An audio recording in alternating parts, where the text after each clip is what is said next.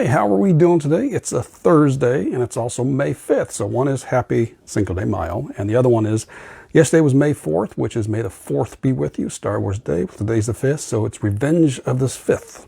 I actually have my Darth Vader shirt on today. So with that, this is David, where we talk about balancing the triad of your body, mind, spirit to improve your health, wellness, and fitness, and thus every aspect of your life. So yesterday was 12 lessons from Star Wars and how they relate to body, mind, and spirit. So today, let's talk about the dark side. So body, mind, and spirit. Embrace your dark side. And yes, we all have one. Sometimes it's referred to more as the shadow. And I got some notes this time to make sure I cover this properly.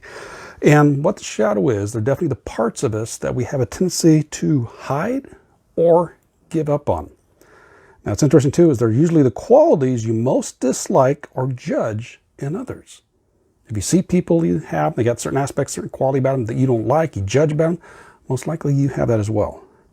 Now, we go through and we try to hide it out, and sometimes even certain moods, as we grow up, teachers, parents, they reward certain behaviors and kind of condone you for other certain behaviors. And a lot of times those ones they condone are part of your shadow, so we try to hide those in. And we have a tendency to try to hide them, numb the pain for a little bit, which can be, you're eating food all the time, doing drugs, sex, gambling, social media, shopping, whatever it is, you're trying to temporarily kind of numb out that pain a bit. And for yourself, it can come across as a sense of superiority or arrogance. And you put that off because you're trying to hide that shadow. Now, we are going to cover some aspects about how to deal with this as well and how it can help you in return. And what happens though is if we project, now sometimes you guys take a chance to really stop and center yourself and realize the feelings you find in others, the stuff you judge about others, do they really have those? Are you projecting those onto them? A lot of times we will do that. We will project our feelings and emotions onto others and we think it's coming from them, which truthfully it's coming from ourselves. So if you are projecting those kind of dark sides onto others, then most likely you've got it yourself. So it also means you haven't acknowledged your own shadow. So basically, in other words, you spot it in others, then you probably got it yourself. But what it is you have to do to kind of deal with the shadow is you want to acknowledge it and realize it's been a protective mechanism. Anything we have, normally I can't talk this morning.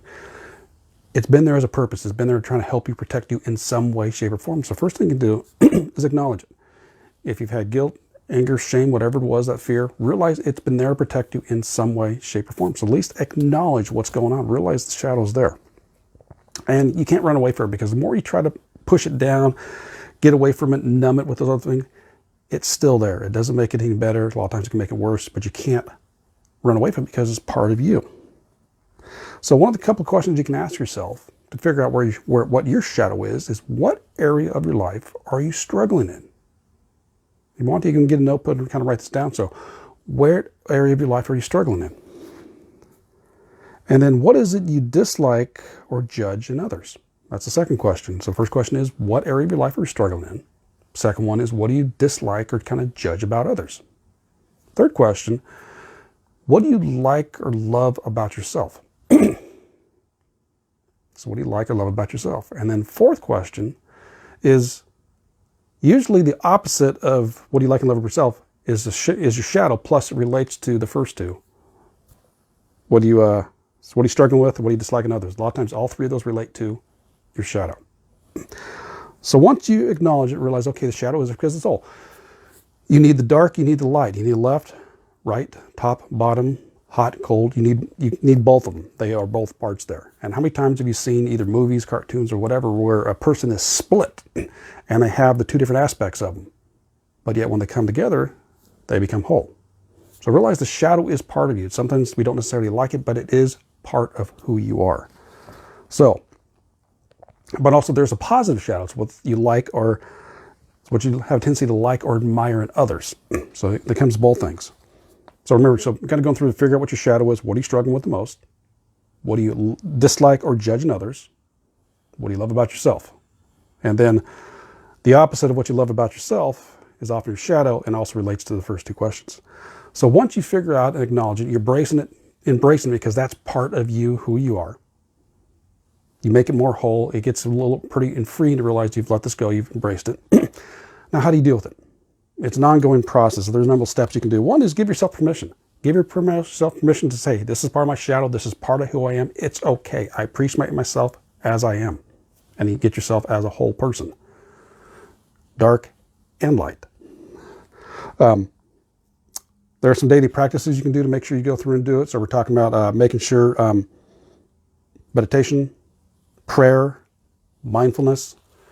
You're just going to go through and acknowledge whatever that dark side is, that shadow, that's part of who you are again. But go through meditation practices to realize that's part of who you are. Bring it in, be aware of it. And then also in turn is be aware of it. What lessons has it taught you? And in turn, therefore, you can provide and be helpful with others. And you can also, there's a letter exercise where you can write a letter to someone you dislike. You write the letter and you say what you like about them and what you love about them, what you dislike and love about them. Now, this doesn't mean you give it to the person. It's just kind of exercise to get it out of your head. Same thing with someone you love. Write a letter to someone you love. What do you like about them? What do you dislike about them? It'll be interesting to kind of come across any of those, but it gives you an idea of where your shadow is, that dark side of yourself that's still part of you. But the bottom line is here with the shadow, as kind of mentioned, it's part of who you are. If you try to suppress it, try to ignore it, you're going to continue to see those qualities that you don't like in other people and judge about the other people because that's what you don't like about yourself. The notion with the shadow is, again, to realize it is part of who you are. That's a whole person. As I already mentioned, dark, light, hot, cold, you need both sides. You don't know one without the other. So use the qualities of the shadow, learn from it, realize it helped to protect you somewhere down the road. It was there to serve you, and realize now you acknowledge it, you understand it. How can you be a better person and serve better for yourself and others? All right, a little bit of a deep dive in that one there, and I just want to kind of at least touch, and I am just scratching the surface on it because I can go to another whole long topic with that, but take some time to consider that. Take some time to go through. If you need to rewatch this, go through the questions. If you struggle with that a little bit, go through and just kind of rewind it, pause, answer those questions, figure out where is your shadow, and realize how can it actually serve you and make you a better person and make you whole, accept yourself for who you are. All right, that's what I got for you. And if you want some help to go through the process to bettering yourself, there's a link in the description to the free training in my Facebook group to help you go along and start answering those questions. So that's what I got for today. Enjoy your day. Enjoy either Cinco de Mayo and or Revenge of the 5th. And I will catch you tomorrow. So take care and balancing to you. Bye-bye.